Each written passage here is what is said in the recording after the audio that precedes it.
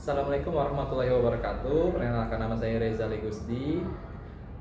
Pada mata pelajaran Bahasa Indonesia ini, saya akan membuat jurnal ilmiah tentang manajemen sarana dan prasarana dalam mendukung efektivitas pembelajaran peserta didik berkebutuhan khusus di SLB Negeri 3 Jakarta. Latar belakang saya memilih jurnal ini yaitu karena sarana dan prasarana merupakan kebutuhan penting dalam penyelenggaraan pendidikan. Pengelolaan yang baik dapat menciptakan pembelajaran yang efektif dan menyenangkan. Sarana dan prasarana perlu dikelola secara efektif dan efisien. Ketersediaan fasilitas yang memadai dapat mendukung peningkatan mutu pendidikan. Dari hasil penelitian tersebut, kondisi sarana dan prasarana SLB Negeri 3 Jakarta memiliki luas lahan 2.343 meter persegi dan luas bangunan 2040 meter persegi. Tersedia 22 ruang kelas dan berbagai ruang khusus. Ruang khusus itu seperti PKPBI, Bina Wicara, dan pengembangan diri. Dan ruang keterampilan seperti tata boga, souvenir, tata rias, massage, coffee shop, dan salon. Tersedia fasilitas pendukung seperti perpustakaan, kamar mandi khusus disabilitas, lab komputer, LCD proyektor, dan alat olahraga dan alat peraga. Permasalahan yang terjadi di SLB Negeri 3 itu adalah jaringan WiFi yang belum dapat digunakan secara optimal di semua kelas. Jumlah LCD dan proyektor masih sangat terbatas. Alat laboratorium dan alat olahraga yang masih terbatas juga. Sebagian sarana belum terawat secara optimal dan pemanfaatan perpustakaan oleh siswa dan guru belum maksimal. Bagaimana perencanaan manajemen sarana dan prasarana? Lalu ada bagaimana perorganisasian manajemen sarana dan prasarana? Bagaimana pelaksanaan manajemen sarana dan prasarana dalam mendukung pembelajaran? Bagaimana monitoring dan evaluasi manajemen sarana dan prasarana? Itulah bagian dari rumusan masalah yang saya angkat ini.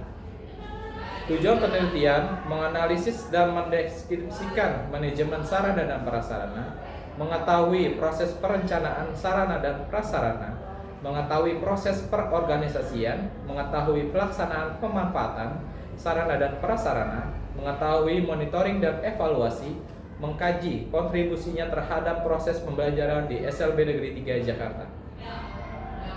Urgensi penelitian memastikan sarana dan prasarana sesuai kebutuhan pembelajaran, meningkatkan efektivitas pengelolaan fasilitas, mendukung pembelajaran yang lebih optimal, menjamin keberlanjutan dan kondisi sarana dan prasarana, memberikan gambaran penerapan fungsi manajemen, mendukung pencapaian tujuan pendidikan di SLB Negeri 3 Jakarta.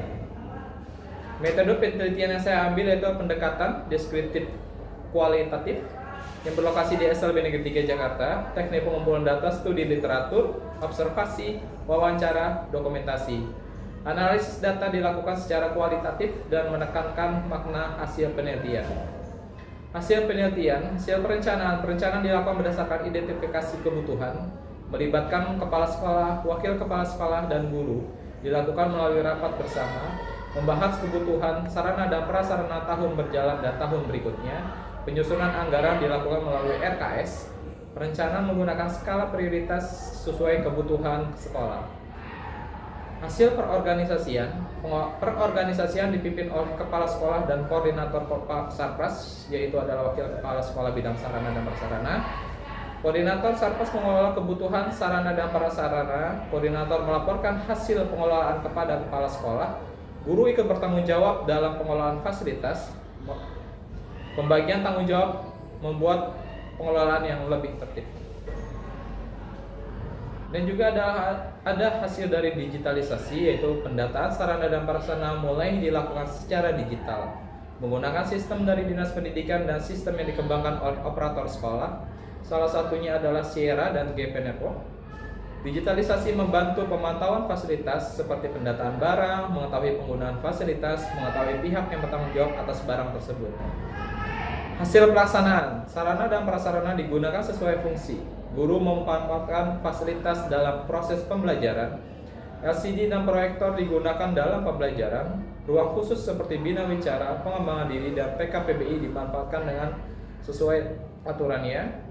Sarana dan prasarana telah memenuhi standar ramah disabilitas. pemanfaatan fasilitas mendukung efektivitas dan efisiensi dalam pembelajaran. Kesimpulannya, perencanaan dilakukan melalui identifikasi kebutuhan dan rapat bersama. Perorganisasian dilakukan melalui pembagian tanggung jawab kepada koordinator Sarpras dan guru. Pelaksanaan sarana dan prasarana telah dimanfaatkan dalam proses pembelajaran. Pengelolaan sarana dan prasarana mendukung peningkatan efektivitas pembelajaran di SLB Negeri 3 Jakarta. Manajemen sarana dan prasarana yang baik menjadi salah satu faktor pendukung keberhasilan pembelajaran. Pengelolaan yang terencana, terorganisasi, dan berkelanjutan dapat membantu memenuhi kebutuhan peserta didik berkebutuhan khusus. Demikian laporan dari saya. Terima kasih. Wassalamualaikum warahmatullahi wabarakatuh.